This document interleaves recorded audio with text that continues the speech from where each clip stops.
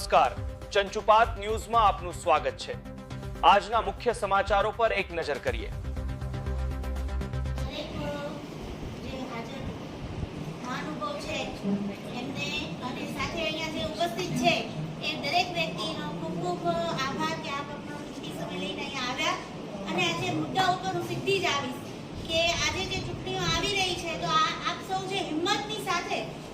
बैठा छो ने जे कहेवाय ने के एवी हिम्मत साथे बैठा छो के एक विश्वास छे आ तमने जोईने એવું લાગે છે કે આપણે આવતા વખતમાં લડીશું તે અને જીતીશું તે। આપણી આગામી મહાનગરપાલિકાની ચૂંટણી અનુલક્ષીની મીટિંગમાં ઉપસ્થિત આપણા સુરેન્દ્રનગર શહેર કોંગ્રેસ સમિતિના પ્રમુખ ભાઈ શ્રી મહેન્દ્રભાઈ, એ જ રીતે જિલ્લા મહિલા કોંગ્રેસ સમિતિના પ્રમુખ અને ખૂબ જ લડાયક એવા બેન શ્રી ઝરણાબેન, શોભનાબેન, કુરેશીભાઈ, આદમભાઈ, પ્રેમજીભાઈ, મહાવીરસિંહ, શિશુપાલસિંહ, રોહિતભાઈ અને ખૂબ મોટી સંખ્યામાં ઉપસ્થિત આપણા સુરેન્દ્રનગર શહેરના આગેવાન કાર્યકરો, ભાઈઓ અને બહેનો અને આપણને પ્રોત્સાહિત કરવા માટે અને આપણી વાત સુરેન્દ્રનગર શહેરના લોકો સુધી પહોંચાડવા માટે ઉપસ્થિત ખૂબ મોટી સંખ્યામાં આપણા પત્રકાર મિત્રો,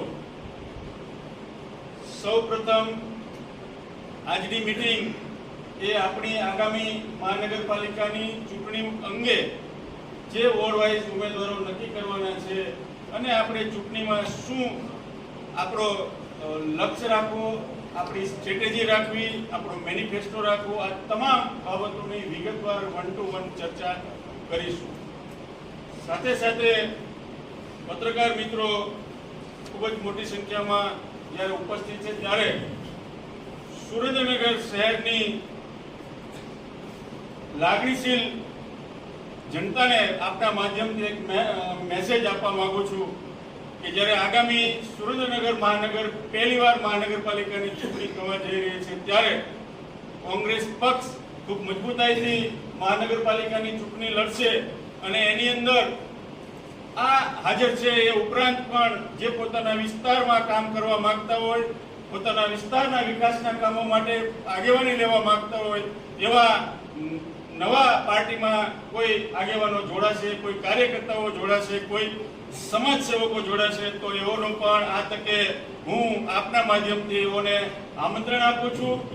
કોઈ પણ આગેવાનને મળશે અથવા તો મને જ્યારે સ્પેશિયલ સુરેન્દ્રનગર શહેરની જવાબદારી આપી છે ત્યારે હું આપના માધ્યમથી એક મેસેજ આપવા માંગીશ કે મને પણ મળશે તો આપણે વોર્ડ વાઇઝ જ્યાં જ્યાં એમનો ઉપયોગ થઈ શકતો હશે ત્યાં એમને આપણે મદદ થઈ શકતા હશું અને એ સુરેન્દ્રનગરના વિકાસમાં સહભાગી થવા માંગતા હશે તો ચોક્કસ આપણે એને સહર્ષ આવકારી અને સન્માનપૂર્વક એમને લડવા માટેની જગ્યા પૂરી પાડીશું।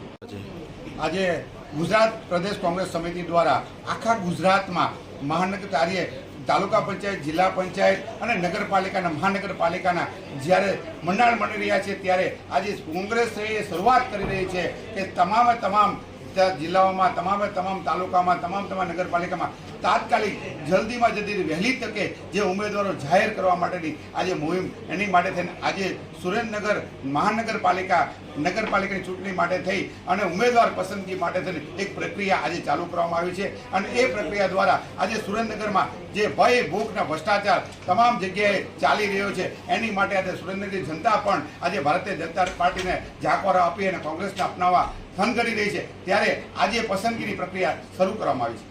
તમે કયા મુદ્દા ઉપરથી જશો? અત્યાર સુધી કોંગ્રેસ હાવ સુસુપ્ત અવસ્થામાં હતી, અનેક મુદ્દા વખતે તમામ વખતે કોંગ્રેસ જુજારુ પ્રકારે લડત કરી રહી છે અને વર્ષોથી કોંગ્રેસ લડત કરી જ રહી છે ત્યારે કોઈ પણ જગ્યાએ સુસુપ નથી। આજે સુરેન્દ્રનગરમાં તમે જોવામાં આવે તો રોડ, રસ્તા, પાણી, આજે અઠવાડિયા ઉપર પાણીની સમસ્યા છે, અઠવાડિયા ઉપર પાણી દેવામાં આવે છે। અત્યારે જો તો રસ્તાઓ હાવ બિસ્માર હાલતમાં છે, અઠવાડિયામાં બનાવે છે, અઠવાડિયામાં તૂટી જાય છે એવી હાલત છે। જ્યારે લાઇટો જ્યારે જોવામાં આવે તો સરકારી હોસ્પિટલમાં કોઈ ડોક્ટર નથી, સુવિધા નથી, એવા તમામ મુદ્દાઓ સાથે અમે સુરેન્દ્રનગરની જનતા વચ્ચે જવાના છીએ। આ પ્રકારના તમે એક પણ અસરકારક પ્રોગ્રામ નથી આપ્યા? ઘણા બધા કાર્યક્રમ આપ્યા છે અને તમારા જે વોર્ડ વાઇઝ જે માણસો છે એની પણ કોઈ હજુ રૂપરેખા નક્કી નથી થાય. તમે કયા તમામ મુદ્દે વોર્ડમાં તમામ જગ્યાએ તમામ અમારા કાર્યકર્તાઓ રહ્યા એ તમે જોયું નહીં હોય, પત્રકાર મિત્રો તમે તમામ જગ્યાએ જોઈ શકો છો કે અમારી અટકાયત કેટલી વાર કરવામાં આવી છે. મહિનામાં 4 વાર તો